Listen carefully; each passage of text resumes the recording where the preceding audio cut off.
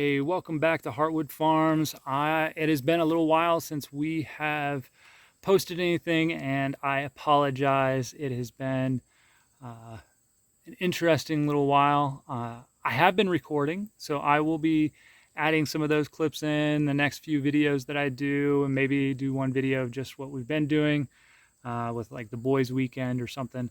Um,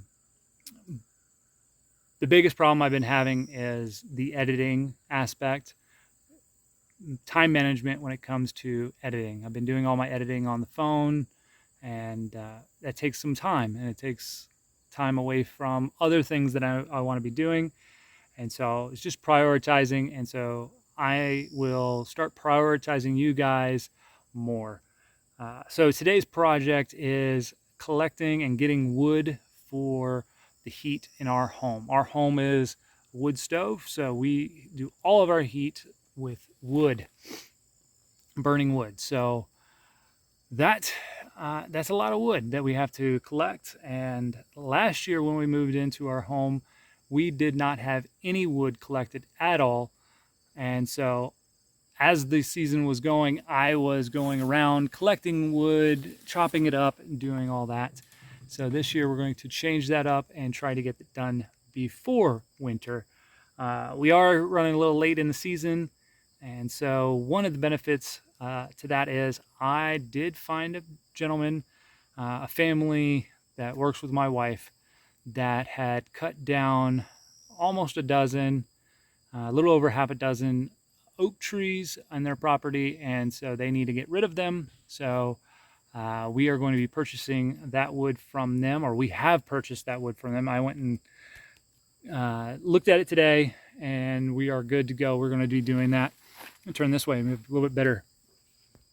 There we go, a little bit better lighting. So we're going to be collecting that wood over the next couple weeks.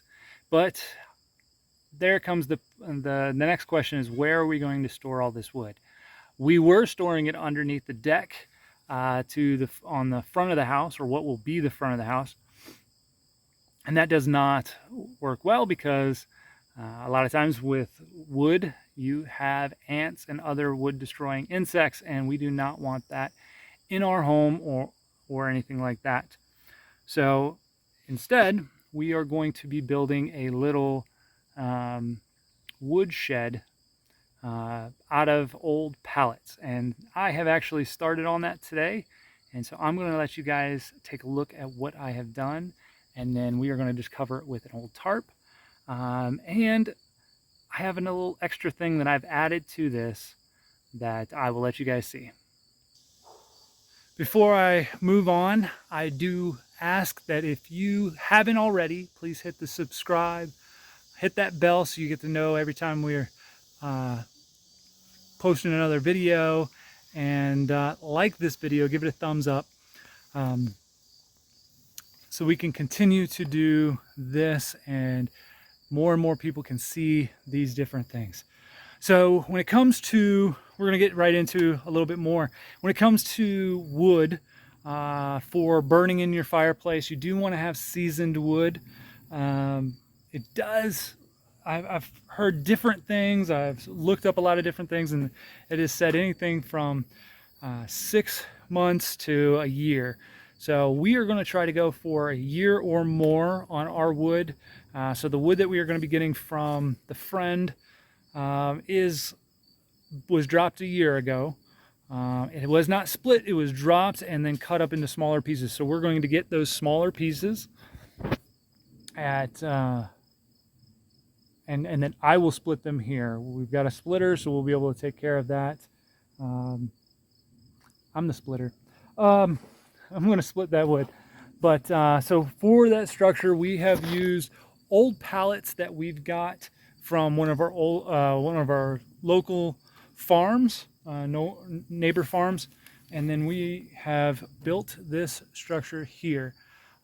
This is 8 feet in depth, a little less than 3 feet, so 3.5 feet, and then you've got your 3.5 so feet across there. One thing that I've used that you will probably never see anybody else use for a wood shed is parts from an old bed. We had an old bed. The boys and I decided to tear it apart, just have some fun with it, and see what was inside. That was one of our school projects. And so we had leftover parts because we didn't want to take it to the landfill and be charged for them to throw it in the ground and let it just sit there for forever. So we have taken this thing apart, and the two main things that we got from it were this back piece, which is made out of wood, and then this metal frame that is going to work perfect. You can see this. It goes like that right there. It's about that deep. So I would say about 6 inches off the ground, 5 to 6 inches off the ground, and enough wire on there that I can put the wood, as you can see right there. The wood will actually rest on that. So we are going to be able to, instead of putting pallets on the bottom, we'll be able to put those down to be able to keep it off the ground, get some air flow through here. And then over on this side, we've put in another 4 with the 2 more down here on the bottom. The reason I put it in this form, one, I can just put a whole lot of wood in here, still allows the air flow through, but I'll be able to stack a little bit higher in the center, because on the sides, I'm going to stack this way. And then this one will be, as you can see with that pile right there, so it'll be stacked this way. And then the center will be between those two, so we'll be able to stack it up. It'll help support it and such. So that'll be the perfect location for it. That space is about 2.5 cords of wood. Ooh, bad lighting. So if you don't know anything about wood and how much a cord of wood is or anything like that, typically a cord of wood is a 4 by 4 by 8 space filled with wood. That equals about 128 square feet of storage space for wood. This space right here is a 12 by 7 by 3¼ inches, or 3.5 feet. So we're looking around 315 square feet. So we are just shy of 2.5 cords of wood that will be fitting into this space, and we'll be putting a tarp on it. Another thing about this center part, by it going left to right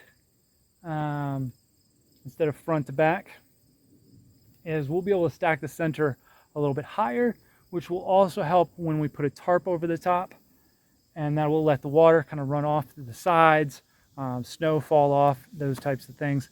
And then this is also facing south, so the sun will actually be able to still shine into the tarped area, helping to dry this all out, hopefully. Trying to think if there's anything else about this. I think this is going to be good.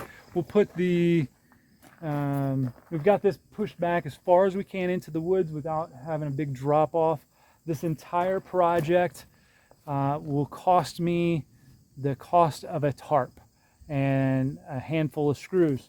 So we just screwed in the pallets to each other, and that's it. That's totally the entire cost of this, on top of us getting the wood at a little bit cheaper price because it hasn't been split.